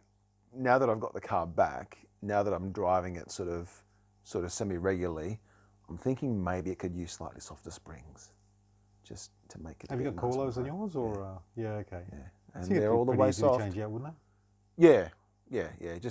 I just need to get basically the same diameter springs, just not as heavily rated. it? Yeah. Basically. I need to do some calculations to work out what's best front and rear. The other thing is, depending on your setup, sometimes you can get like 2 springs, so one softer one for the initial compliance, and then a firmer one, so you get that the initial stuff is soft, but as you load it up, it firms up. Like a Yep. So you got sort of dual rate. Yeah, I think. But I don't know whether that's depending on the sort of coilover or whatever. But I think they're a BC Racing one, so they're not like hugely expensive ones. I think they're the BR ones. We'll have to investigate it anyway. yeah, But yeah, I know what you mean, man. Like, it's pretty bouncy and harsh on the road, And I've forgotten, because I've been without this car for a year, and not driving it regularly even before then because of the steering issue that it went to a shop to get fixed. And anyway, let's not go into that. But yeah, like, I guess the old man in me looks at it and goes, well, maybe it could be a bit softer, maybe a bit quieter, but you even get those, the valved exhaust where you can have the old fart mode and the let it rip in the tunnel mode. Yeah. Well, I actually don't think it's too loud. I think, because we talked about this, I think, before, the sound deadening thing. Yeah, I'm going to put some sound deadening in it. Just that makes a big difference. It does, yeah. Just make it a bit nicer to live with and just to drive. But there, with the windows up, it was actually fine. Like, I just enjoy normally driving with the windows down, so you can get more immersed in the experience. But with the windows up, it actually wasn't that bad. Well, yeah, I've driven mine long distances, and it never gave me cause for a headache or a backache or anything like that. It was just, I guess really you have the sort of car, you live with it. So it's not, you know what you're getting. It's not like getting into, an Aston and expecting a sports car. So Yeah. No, it was just one of those things. I think that maybe some softer springs would be the way to go. Anyway, we're way off topic, aren't we? As we normally are. Right. So yeah, the Atom was ridiculous. Nice. Very fast. Changed directions like a fly, as you'd expect. It was just ridiculous all over the place, basically. But it wasn't scary to drive, and it was very easy to drive. Yeah. Okay. Yeah. So, and any gear gave you good torque. Yeah. So I guess back down to when your car's light, you're not overcoming the laws of physics. Yep. And the way they tuned that Honda engine with the supercharger was spot on. Yeah. Okay. Yeah. Because there's a V8 version of that car too, which is probably very scary. Insane, yeah. Not keen. I think that would be frightening, basically. But yeah, this one, as intimidating as it might look, because it sort of looks very raw and stuff like that, it's just a well-sorted car. I mean, I would drive one on the road. I certainly wouldn't commute in one. But, if you gave me the key and went, drive this on the road, and be like, yeah, okay, whatever. You'd certainly get a lot of looks, that's for sure. It's like, mate, where's the rest of your car gone? It's like, it's like your body work at home or something. But yeah, they were a ridiculous car. And it was awesome. I mean, if you get a chance, drive one, because they're pretty bloody amazing. Details of where you went, because that sounds like a pretty fun outing. Yeah. Well, it's all the way in the UK, so good luck. Prestwold Park, I think it was. Every man driving, which is a bit sexist, really, but whatever. And yeah, it was a good experience. Yeah, okay. Admit. Yeah. As soon as they had an aerial Atom on the list, I'm like, yes. Sign me up. No, I don't care if it's the only car I drive today. I want to drive one of those things to see what it's like, because it's ridiculous. Because you watch, this was the thing, my first introduction to it, like a lot of people's, was Top Gear. Yeah. Watching Jeremy Clarkson's flabby face flopping all over the place in the air. My face probably did that as well, I don't know. But I don't went on. So, but yeah, it was just, I looked at it and thought, I need to have a go. Need to have a go at one of those. Yeah, the car enthusiast, it's like a go-kart, isn't it? Yeah, high-powered grunt. Pretty much. Favorite car make? I was thinking, I don't really have a favourite as such. If you don't have a favourite, then which do you think is the manufacturer who's had the most desirable cars in your eyes? He's going to say BMW. Yeah, I reckon BMW. Like, it's No, well, it is. Okay. There's something about a BMW that they drive a certain way. They even smell. You open up a BMW door and you could tell it's a bit. And a lot of European cars smell similar, but they're all got some distinct sort of smell. Yep. I think they. I think they're a great. They're a great package, and a lot of the new ones I'm not a huge fan of. But like the 80s, like they were the first ones, like the 2002. Small car with a big engine, like they were good. Created a lot of, I guess, almost like segments, if you know what I mean, like doing a lot of things, like and they did like the like the E28 I had, that's 82, and that the way it drove and all the way it felt and the features it had and the quality, was way ahead. Like my folks had an XE Falcon that was similar vintage, and I was like nothing a like tractor it. compared to Yeah. And I remember the reading in there before I even had a license, reading all the car reviews in the Wheels magazines, and whenever they reviewed a BMW 6, they would say like, oh, it just screams after 4,000, it really just. And I'm going, what are they on about? Like when Dad drives his XC Falcon at 4,000, it feels like it's going to fall apart. Like, and I couldn't, I just couldn't in my head work out what are they on about. And then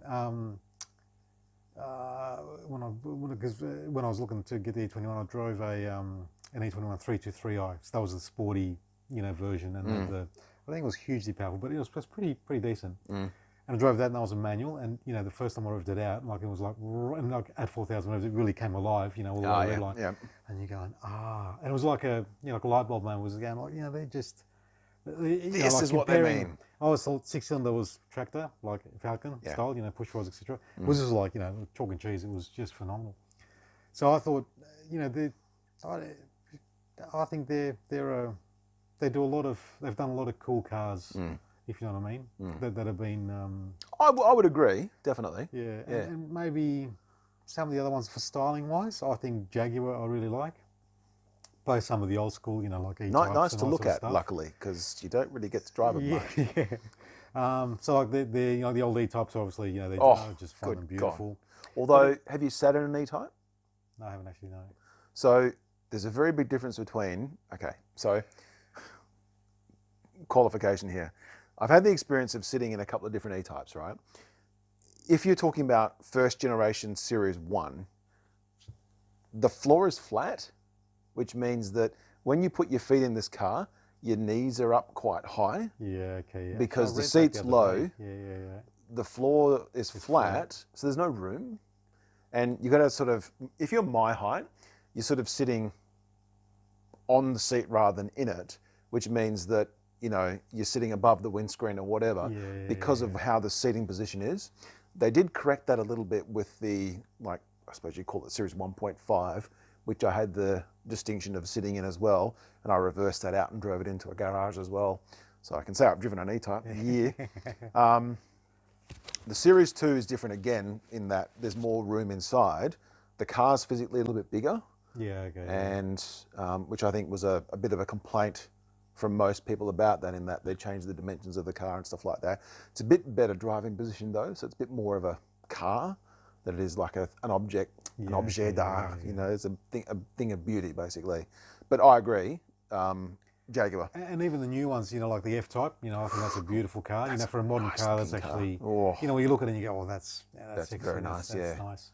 Problems aside, they're a beautiful looking car. Like even the, is it the new XJS sedan? The very, that's got very thin tail lights. That sort of.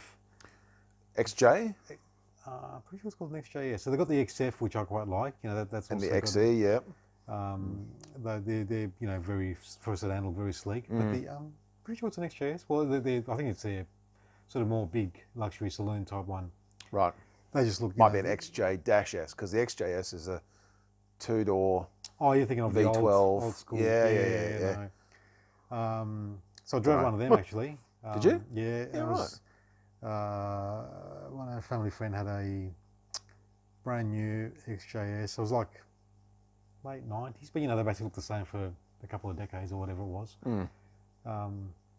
6-cylinder, not the V12. Brand new, like, plush leather and all that sort of stuff. Looked nice, but basically brand new car and blew more smoke than my 200B Datsun. So it's like, you get the same thing, like you go and you spent, a fortune, a relative fortune back then on Yeah. new nice luxury car, and basically had to take it back to get the engine rebuilt because it was burning almost straight from the factory. So yeah, the reliability of things. So yeah, whatever the XJ sedan, whatever it is, but the big new style sedan, you know, their styling is. They make a very good looking car. Like even things like the XJR, the 2-doors and stuff like that. Nice. Yeah, very nice. And I reckon Toyota in the exciting water filling days that were really water filling, like, you know, the late 80s, early 90s. Yep. You know, they had a lot of great, you know, the MR2, Celicas. You know, even the Taraga was a revolutionary sort of nice that shape. drive. Yeah.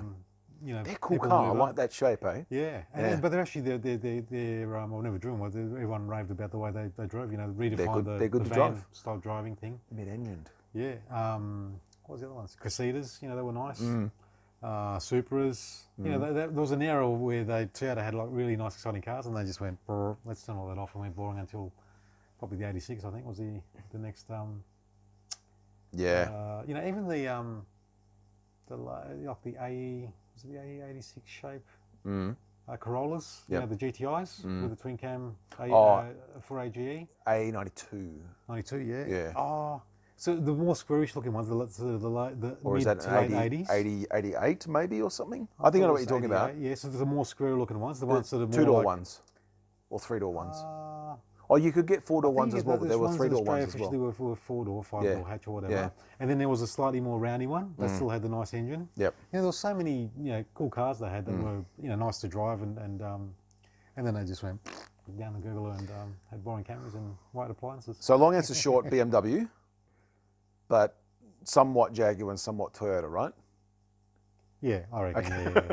There you go. There's lots of other ones, but I'm with you on the BMW thing, mainly because my favourite era of BMW was that era from about, well, let's say 70s to early 2000s. Like, I do rather like an E46 Touring, the wagon. Yeah. I like the way they look. And there's been a couple of them come up recently, and it's like, do I want one bad enough to buy one? It's like, but I think they never came out with a big engine in the no, wagons. 320i. So it's a 2.2 6-cylinder. That's the only one they came with in Australia. Yeah, okay. 2.26 and auto. So I haven't driven one to know if it's going to be enough. It's a bubby 6-cylinder. I don't know. Yeah. Can always do a bit of a heart transplant. Maybe. But then, you know, I would just buy it and drive it. Yeah, but I don't know whether it's enough is the problem. You know, I like the way they look. The E46 is a nice classic BMW shape. Yep. Yeah, the wagon sort of mix of modern and modern and old. Yeah, exactly. But that's the thing. That was the point for me. After then, that I stopped liking BMWs typically, because it's like they're just a bit too. Some of the E90. I know you mentioned the E92 M3 because you drove one. Yeah. I like the look of them, but it's not my kind of car. It's too big. Yeah, they've grown bigger and just bigger. Yeah, I don't know. I stopped being interested. But my favourite would be of that particular era, or sorry, even like if I had the money, I would look for a nice 635 CSI. Oh, the old school E24. Yeah. Probably the later the better. So I'd probably try and find like an 87 or 88 or something like that, not an early one. I mean, they're all beautiful, really, but I love the way they look. Yeah, they've actually, I've never, I didn't like them as much as the E28 because it was sort of styled on the old E30, what's the old 7 Series E, not E32, it was a new one, whatever that was, E23, I think. Right, yeah. Whatever it was, the first generation 7 Series. Yep. You know, that was the coupe was styled on that, like, you know, had the more older style look. Yep. And I like, so basically, you know, mid 80s, you had the E28, which was more modern looking than the E24 6 Series. And I preferred the E28, but I saw one at Cars and Coffee last time, and it actually looked, it's aged, you know, supremely well. It actually looks. That's what I mean. Looks very you nice. see them and you're like, yeah. Oh, it looks good. They look good. And, you know, it's like one of those cars where they just have that distinctive look about them where it's unmistakably BMW. Yeah. And, you know, you're right. You see so many different versions or so many different, I guess, parts from different BMWs integrated into a design, but I really like that. Yeah. I always But they had liked all the those two-door. classic styling cues. You always Yeah. have the nice kidney grille, the quad headlamps, The dash the that points Hofmeister towards kink in the thing, you, and even that sort yeah, of crease along the length of the car, where the door yeah, handles ran through, and it sort of remained the same, although modernised, even through the late 80s, yeah, until they sort of went, I think they're probably I think it's the F30 and the F10, so the F33 series and the F10 right, 5 series. okay, They're the more modern looking Beamers, yep, but they still look, you can see it and it's a BMW. Whereas a lot of the new ones, like if it didn't have a BMW badge, you just go, what just the hell looks is it? like Yeah. some car. I like the one that's I always laugh at is, I think it's maybe a 1 series. They do one that's like a hatchback, Yeah, but it's even got a BMW badge on the C-pillar, and it's like they have to put the BMW badge everywhere you look just to make sure that you go, oh, it's a BMW, because honestly, like looks if, like a Hyundai. if it had a Kia badge on it, you go, oh, Yeah. that's a nice Kia. Yeah, it's and the other one I saw this morning actually, put up next to me was it's a new 6 or 8 series, like a big 2-door coupe. Oh yeah, BMW, like yeah, relatively newish, and that actually looked nice. Like it yeah, was styled, for a new BMW. It okay, actually looked, it was big, but it looked nice, if you know what I mean. yeah. Well, I think my favourite, if you'd asked me 20 years ago, was probably Mitsubishi, mainly because they made consistently more cool cars than everybody else. And when I say cool, I mean cool in that they had, Air conditioning. well, yeah, when it worked, when the car actually drove. But they had, they had the Starion, the Cordia, the Galant VR4, 3000 GT, the FTO. They had all the Lancer Evos. Yeah, true. Yeah, Had the weird Mitsubishi RVR. They had the Pajero Evolution.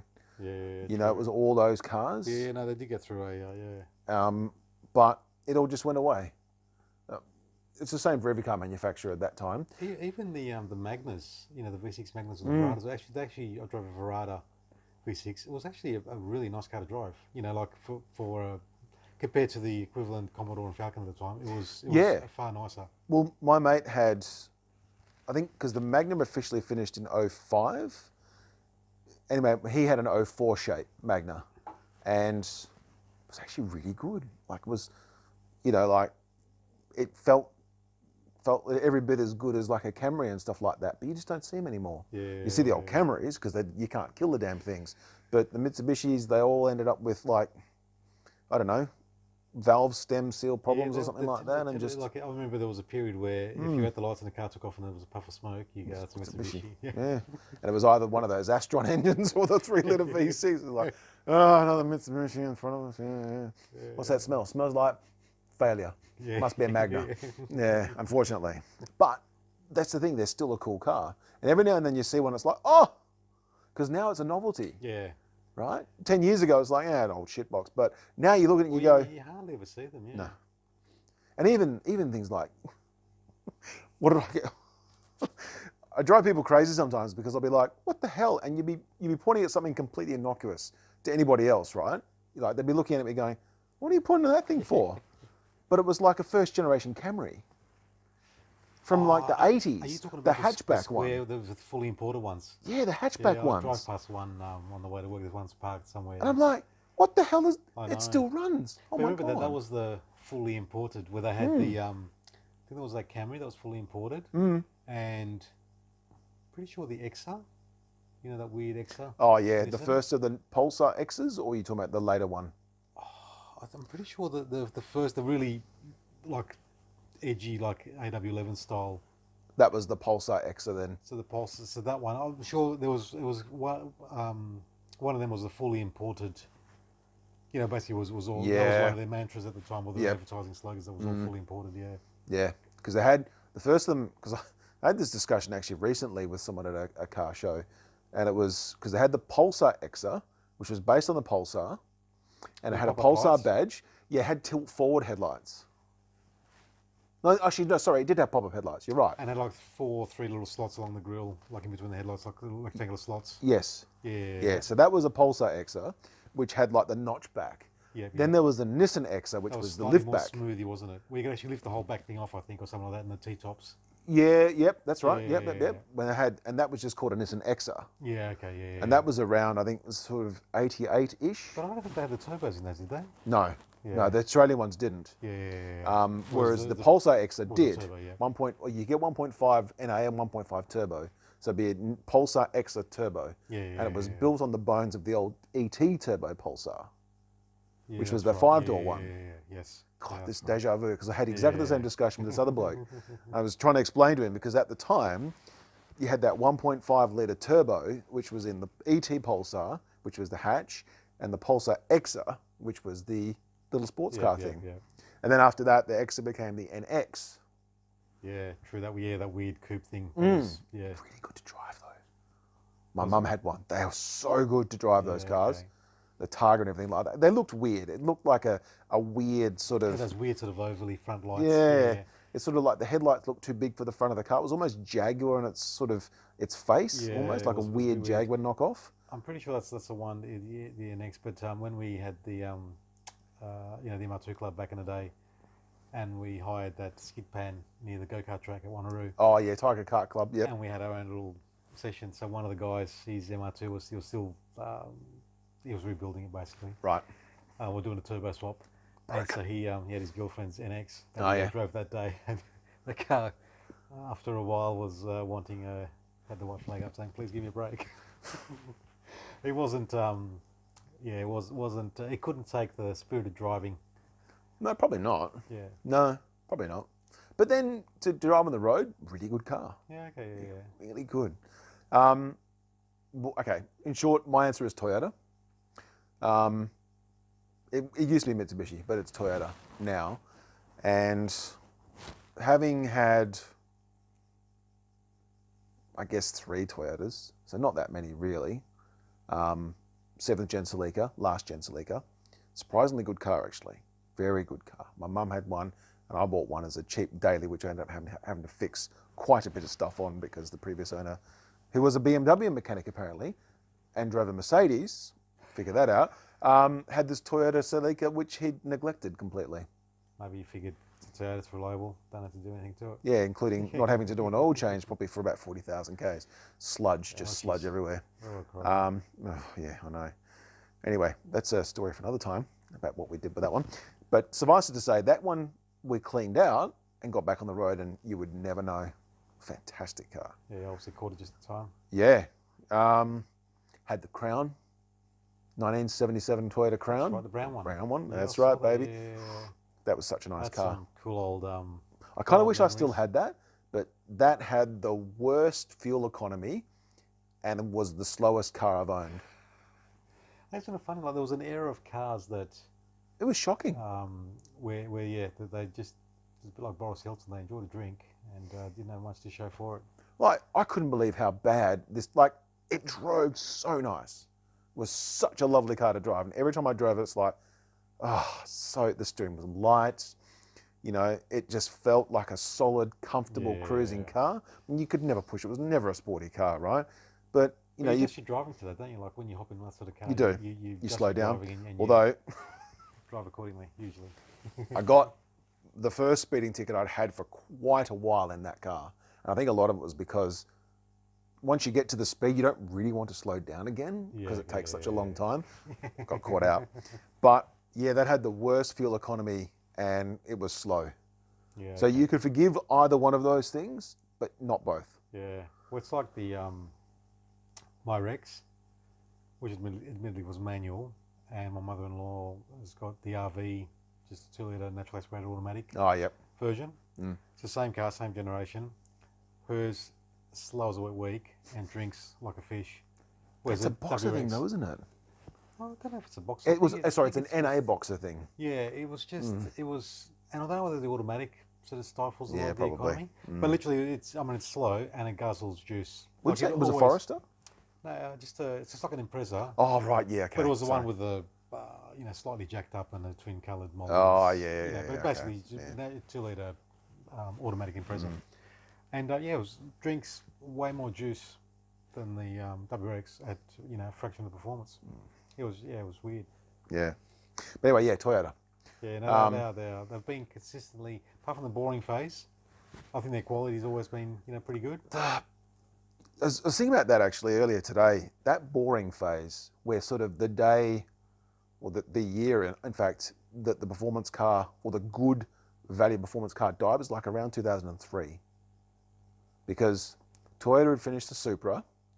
We had the MRS or ZZW30 Spider for another 2 years. Which they should have put the Celica engine into, which a lot of people do. Yeah, and a manual for Australia, thank you very much. Yeah, they should have done that 100%. That lasted until 2005, but the writing was on the wall because the sales were in decline and they were going to get rid of it anyway. So all that we were left with was a sporty Camry. And sporty just with stripes and plastic added on.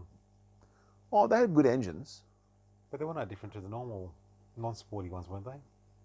Bit of a tune. Oh, okay. The old man had one. Yeah, it was a bit different to a standard Camry. Better suspension, better brakes. Yeah, okay. Good thing to drive, but it wasn't enough. But nowhere near the it wasn't a sports Toyotas car. that used to be. The only thing really of particular interest from about 2005 to about 2012 was anything with a Sportivo badge on it. So you had the Eco Sportivo, which were very fun, which were a very weird looking little car. It's almost like, proportions-wise, very similar to that GR Yaris without the big flared wheel arches and stuff like that. Still front-wheel drive. You had a slightly tuned engine. You had the VV2i on full alert, 1.5 litre. Had the weird gauge cluster in the middle of the dash versus in front of you. I always liked those cars. And then you had the Corolla Sportivo. So Toyota's sort of going back to where it was almost 20 years ago with the Yaris / Eco Sportivo and the Corolla / Sportivo GR that had the Celica engine. Yes. Yeah. Okay. Yeah. Because then the next one was a Sportivo in that sort of more roundy shape, and it wasn't really. No. All it was a turbo at some stage as well, like a low-powered turbo. Yeah. They was came with those weird sort of had the round sort of semi-quad headlights. Yeah, it was the 5-door version of the 3-door version that was seen in rallies a lot. Yeah. But if that makes any sense. It was low pressure turbo. Yeah, it was. Yeah. And they only came in that weird orange. From memory, that burnt orange colour. I think that only came in that colour. Yeah. So there's a really weird era where Toyota went, this car, that colour, turbo. Yeah. And if you don't like it, tough. But yeah, so we had the Eco Sportivo, Yaris Sportivo, Corolla Sportivo. Now we've got the GR Yaris and the GR Corolla. So they've done it again. True. They're back to where they were. Which is and it's GR86, yeah. But that was, the 86 came out in 2012. It was not long ago, wow. Yeah, first year. That was 2012. I can't believe how much they cost. They haven't changed. We talked about this last episode. It's crazy. The price is the same. They should be like a third or half the price of what they're going for. Well, but this is the thing, right? So they still cost 20 grand. Yeah, it's nuts. Like, you can't, they're still 20, 25 grand for a car that's sort of, 8, 9 years old, 10 years old somewhat. And they've been that way for the last 5 years. Yeah. So it doesn't matter how many Ks on them, doesn't matter how many owners, doesn't matter what colour, doesn't matter what transmission's in it. They're all that same price. It's amazing to me. Because my mate, I think I told you, he bought a red one. Was it 2014 or 2015? Might have been 2014. He bought a 2014 model in 2016 and sold it. I think he paid 23 for it back in 2016. This is what I mean. Like, the prices haven't changed. He sold it for 20 last year. Jeez, yeah. Actually, no, it was this year. It was this year. It was earlier this year. But the prices are slowly. The crazy COVID tax is slowly deflating. It is. Well, I've seen my first sub $25,000 S chassis car. It's an S14. Yeah, okay. A bit rough around the edges and stuff. Because normally everyone wants 25, 30 grand for whatever. Yeah. Yeah. Oh, look, the bubble will burst, and the thing is, but those cars, they honestly, they have done so well to retain their value. Yeah, oh, it's amazing.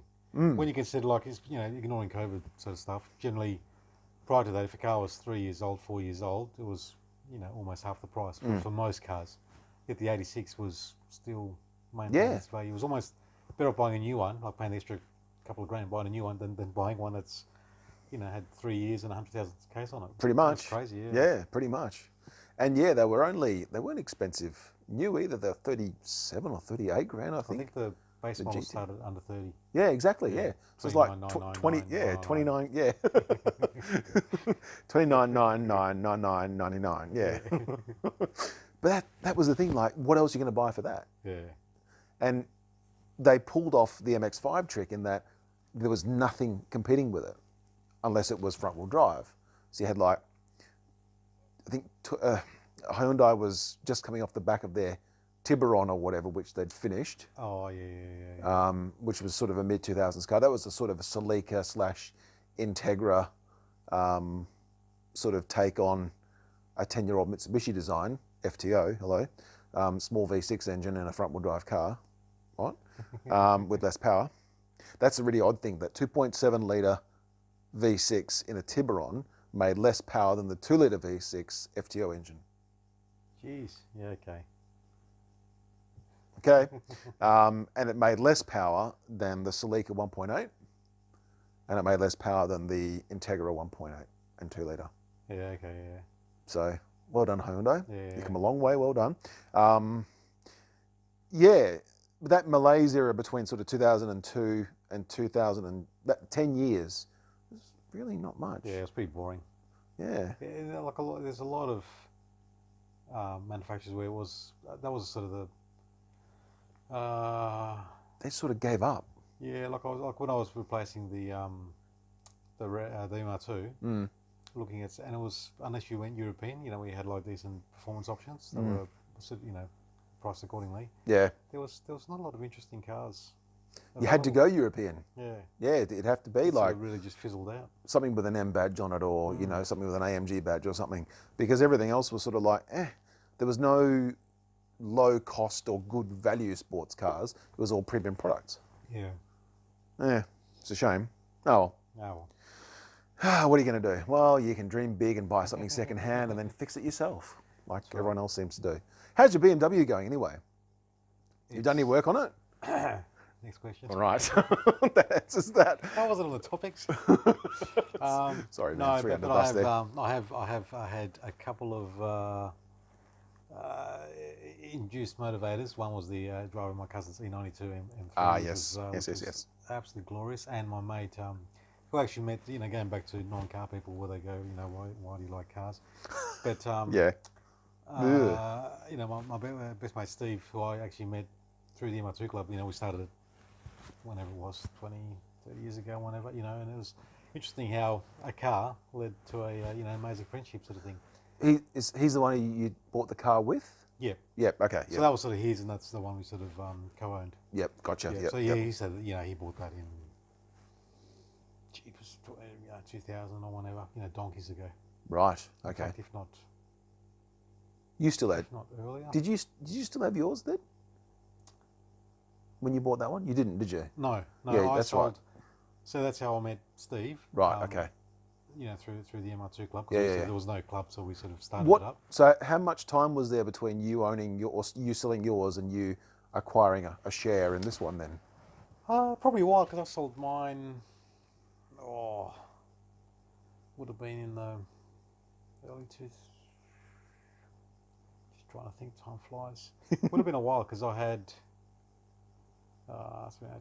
Probably a good five, maybe 10 years. Probably somewhere. Probably that's probably a good. Because I had the Rex. So when I sold the MR2, I bought the Rex. Steve still had the MR2, and then he bought his E46. Oh yeah. Okay. And still kept that one. Yeah, I reckon probably between 5 and 10 years. Yeah. Right. Okay. Yeah. Gotcha. Well, how about that? The time flies. It's hard to get the timeline back, but yeah, it was well. Yeah, Well, no, so that was that was an example of how the car sort of scene, I guess, and there's just been heaps of great memories with the stuff we used to do as it was sort of was different back then because now it's sort of more online, yeah. as it were, and We're starting to make that shift, I think, but people were still keen to get out and meet it and was still drive and online, like stuff. more Yeah. of the what do they used to call them, the bloody news groups or whatever, or the Forums. forums, yeah. Yeah. But it was still a huge like I don't know if you were ever involved in that interclub motorsport thing that was running. Interclub, no. So, but on that skip pan at the go-kart track, Right. Okay. I think it was every Saturday. It was like a whole year-long championship, basically. Right. So all the not all, but there's a whole bunch of car clubs that competed, Okay. and there was like rounds and 4 drivers, and you basically had like a autocar style setup. And it was like a year-long competition, and that ran for quite a few years. And that was, there's a lot of people regularly involved in that. And Yeah. Right. Plus, track days and Wanneroo and all that sort of stuff. I think because my track driving experience sort of started in the sort of early 2000s.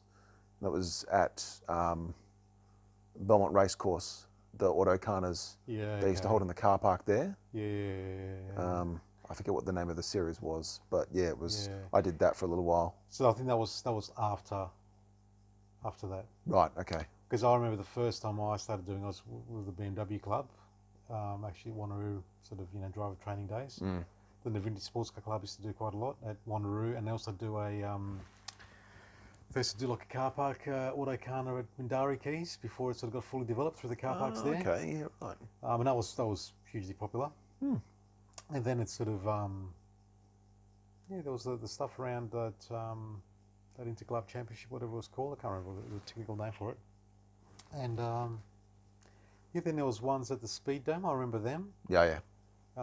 Before it sort of got redeveloped. There was like quite a longer track sort of thing.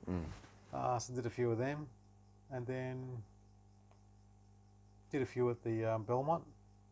Yeah, then it sort of sort of things started changing, and didn't have the time for it and whatnot, and Things have changed. yeah. But no, there was amazing times and memories with back in that day. We had lots of fun times. Yeah. Well, the love of cars for me gave me 3 friends who I see regularly, even now. Yeah. Okay. Yeah. So, Chris, who had a Sigma at the same time I had a Scorpion. Hi, Chris. And then Glenn, who had a Starion at the same time I had my my white Starion, I think, my GSR-V. I think I met him not long after I got that car. I'd had Starions and he'd had Starions, and just our paths hadn't crossed at that point. Yeah. And so he had his, and we met through that, and then I met his brother, who's also a friend of mine, through him. Yeah. Okay. Yeah. So by association, because family or whatever. Yeah. But yeah, everybody else is either I've worked with them or I've known them for ages.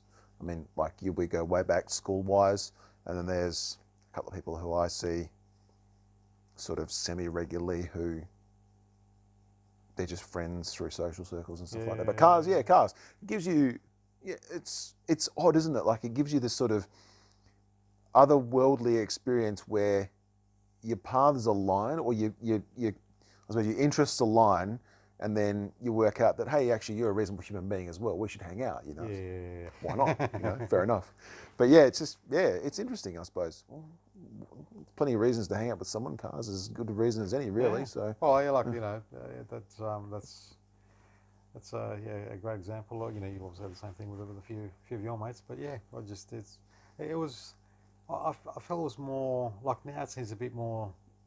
I mean, I don't know. Maybe I'm not in it as much as I used to be before, but it does seem to be not as active, as in there was a lot more official sort of car clubs. Whereas now it seems to be like there's a gathering or whatever. But I think what I mean? Like I don't think there's as many. I think it got it too expensive to run a car club. Yeah. Because I mean, I tried to have regular track events and all that sort of stuff. Yeah, it became more a lot more paperwork and it did. ass covering than enjoyment.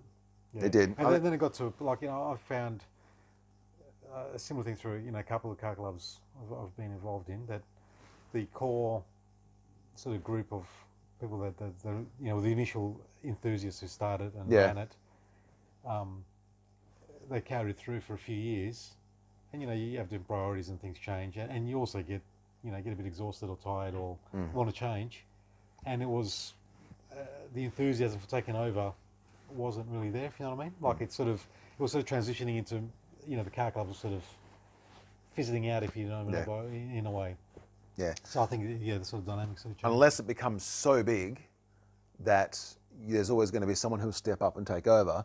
Like the MX5 club, for example, has been going since the MX5 sort of debuted. Really, it still goes because there's still MX5s. There's still new ones and stuff. But the thing is, that club is so big that it wouldn't matter if half of the member base sold their MX5s. You'd have enough members there still to carry forward. But then the other thing as well, of course, is that just because you've got a sports car doesn't mean you want to drive it on the track.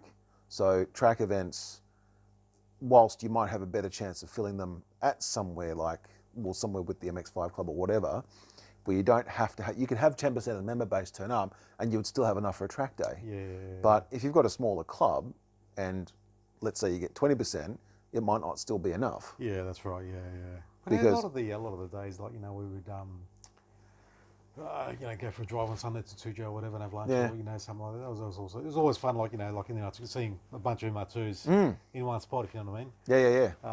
And the other one I used to really enjoy is when they used to have like a monthly club night, Oh, yep. and they'd go to like a suspension place or a tyre place or a workshop, and the guy would talk about I like to the way my brain works. I like to know how things work and learn all that stuff. I found that super interesting. Getting all the there's ones that what's the guy Tim Slacko. He used to do a few where he was in the what was these ECU aftermarket ECU Haltech? setups. I don't know if it was Haltech or maybe Motec. Link? Maybe Wolf? Motec.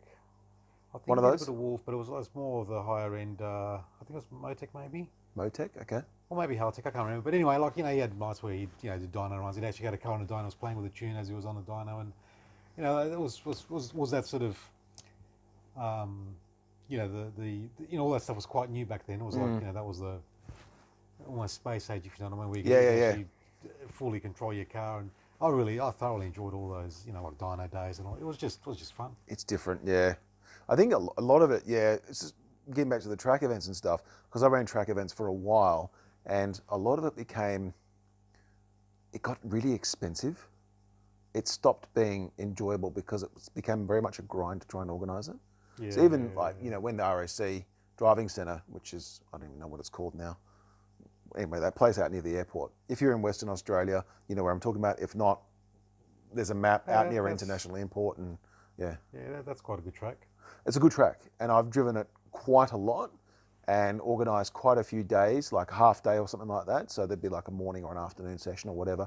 It's enough, like a morning or afternoon, because you get out there and you could, do as many laps as you wanted to, basically. And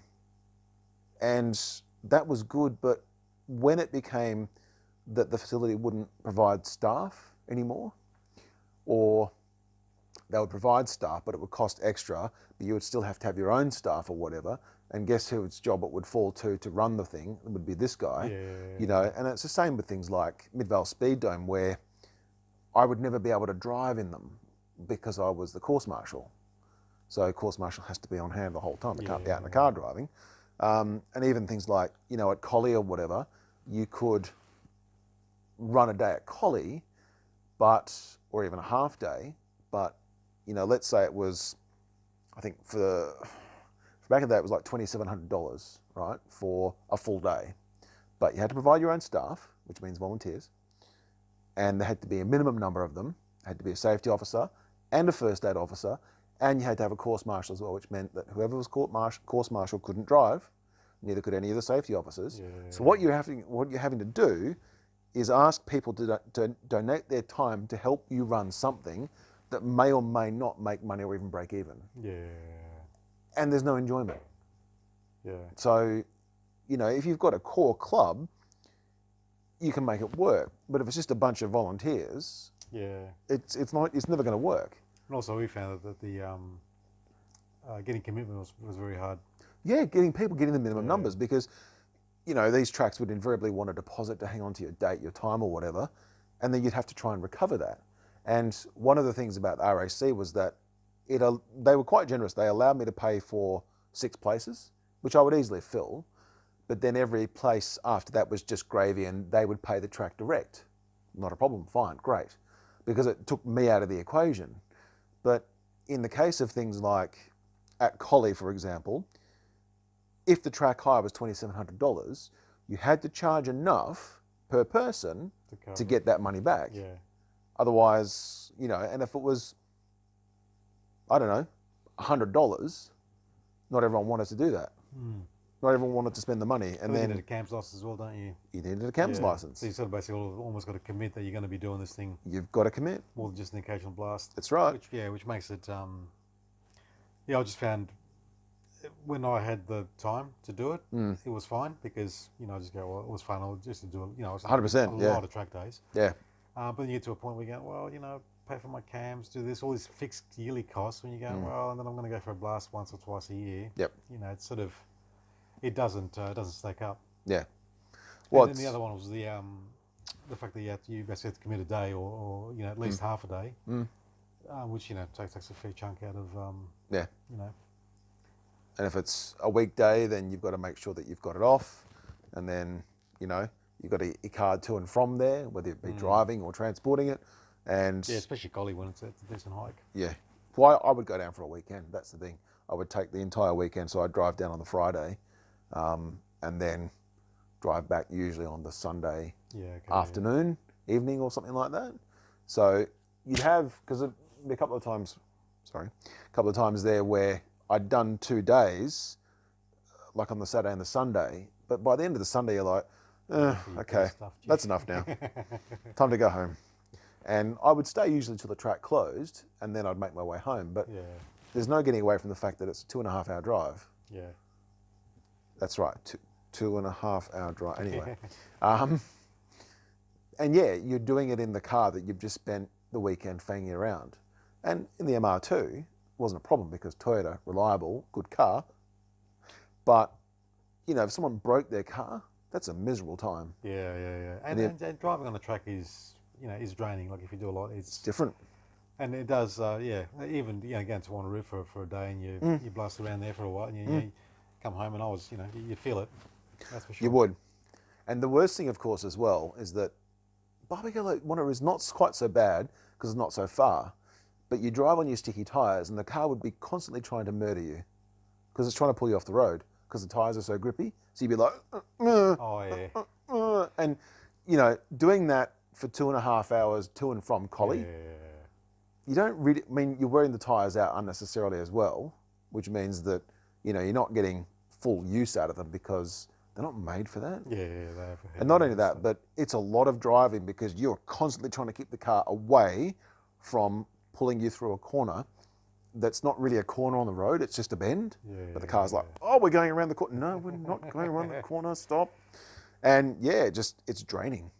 It's too much. Yeah. Anyway, I think that's enough. I don't even know how much of this interesting conversation and towards the end there was particularly interesting, but whatever. If you're here, thank you, much appreciated. Mate, as a pleasure, always. Thank you, Jay. Thank you. Thank you. And yeah. Wonderful people watching. Yeah, hopefully it's been enjoyable. There'll be some updates on the channel at some point.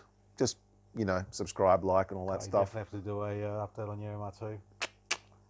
Got that right. Yeah, absolutely. But anyway, for now, thank you, and see you next time. See you later. Ciao.